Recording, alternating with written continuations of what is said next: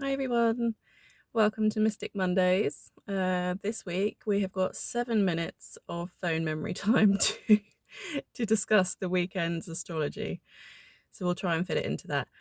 I am just in between cleaning jobs, feeling pretty tired. I think very much so the purpose of this new series is to talk about how the astrology is actually playing out in reality, as opposed to, talking about upcoming transits. This is like, how is it actually affecting me here on Earth? It's really hot in my car, by the way, but I refuse to open the windows because I'm like, no, I don't want anyone to hear me recording.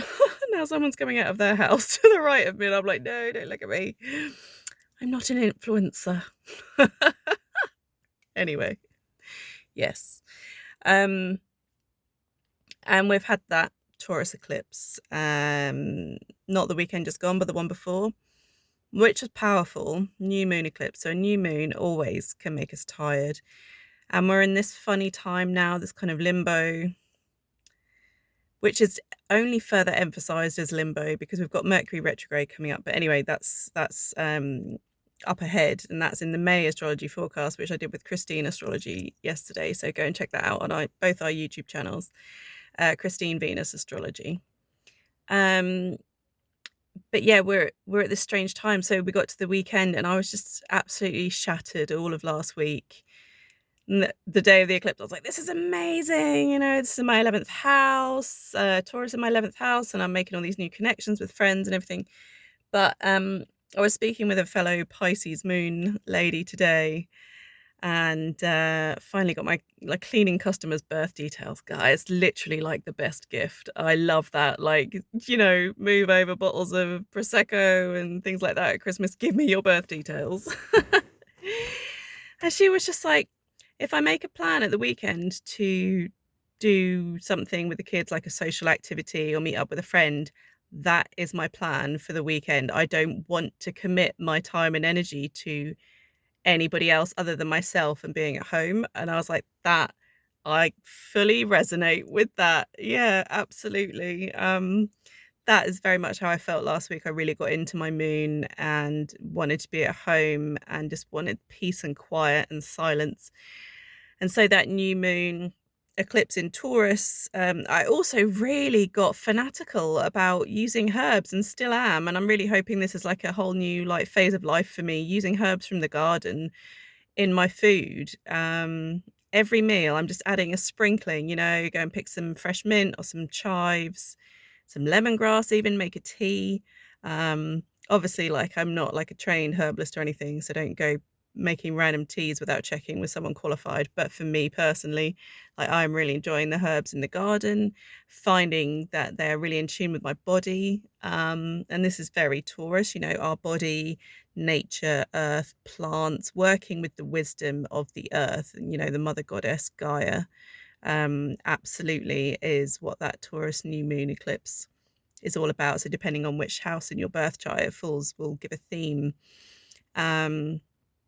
Yeah, and it's definitely connecting me with in community and finding other people with a similar mindset about working with nature instead of against her.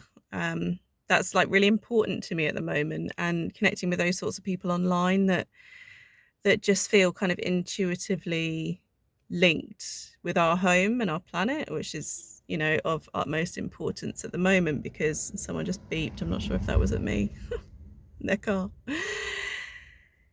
Yeah, because of, climate change and all of that sort of stuff. It just feels, we've got the North Node in Taurus, so it is the collective direction. We've got Uranus in Taurus. It's sudden shocks and surprises in these areas of life, but also innovation and, sudden leaps forward. 10 years worth of future leapt forwards overnight kind of thing, in ways that we can do stuff. This is like the pea protein that I found in one of my chocolatey snacks I had last weekend, and I was just like, why do I need pea protein?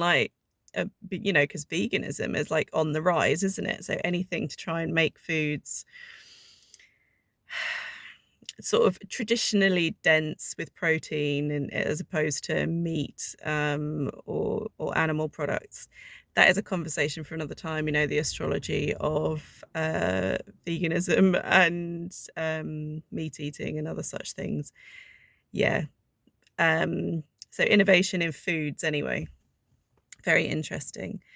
Um, and you know, as much as I said this isn't a forecast, it's not, but literally 2 days' time, we're moving Jupiter into Aries and Mercury is going retrograde. So Mercury was stationing at the weekend, which is when you really feel the force of a planet that's about to go retrograde or direct. When it's stationing, it's really powering up. It's like sitting at the lights in your car, sitting at a red light and waiting, with your foot on the clutch and on the gas and waiting, maybe on the biting point to really just like put that power in to help you move forwards again and pick back up. Um, and the fact that we've got Mercury retrograde in between the two eclipses, I find that really interesting. We were talking about that on the May astrology forecast as well. There's a lot of information in there, so go and check that out for sure. And this is just a quick little one today. We're just going to go kind of ad hoc with this series really and just see what happens. But I definitely felt Mercury stationing. I had a lot of issues with computers and communications for sure. I'm really hoping once we've gotten through the station and Mercury is starting to actually retrograde and move backwards and gather momentum, that I might find my lost phone. And then I've got lots of phone memory to record longer videos and get back to it on the online front. But that's it for Mystic Mondays. Let me know in the comments below how you've been experiencing the weekend, Mercury station stories, in between eclipses stories. We've got the Scorpio eclipse coming up in a week's time, full moon, super powerful eclipse. Have you set any new intentions for the solar eclipse, new moon solar eclipse in Taurus? I would love to hear about that. I think, let's share in this community and really utilize it for the greater good. Okay, I hope you're having a lovely Monday. Bye.